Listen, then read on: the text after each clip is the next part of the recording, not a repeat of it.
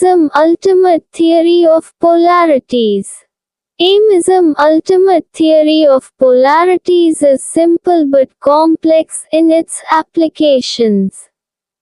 This theory says that what gives life to everything is polarities.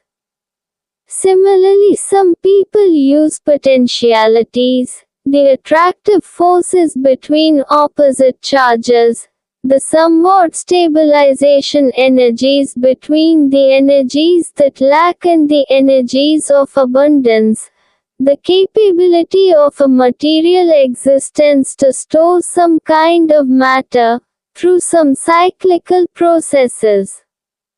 See, you may find this different from the traditional definition of what polarities are.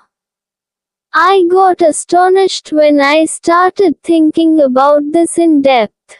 That means all concepts, all principles, the entire forces that create those productive relations has its existence on some polarities. It can be external or internal, planetary or something beyond, or say the beginning of the creations. These polarities got crushed, rinsed, combined and balanced, creating forces of realities that we humans experience. That means if things become autopilot, only you need to act on the polarities of universal energies. Magnetic forces, chemical forces, radiational forces, atomic forces, polarities induced by light, heat forces, pressure forces etc. all those forces. This ultimate theory of polarity has applications in all disciplines. In political science, people with high polarities power has influence on the political sphere. That means from the reservoirs of their ideas, they create, extrapolate or expand innovative ideas that creates some kind of aggressiveness, fear, charisma, faith in populations. This can have positive and negative force or power generating capabilities on populations. Polarities when combined with Bernoulli matter force equal distribution, things in the natural productive world can become autopilot.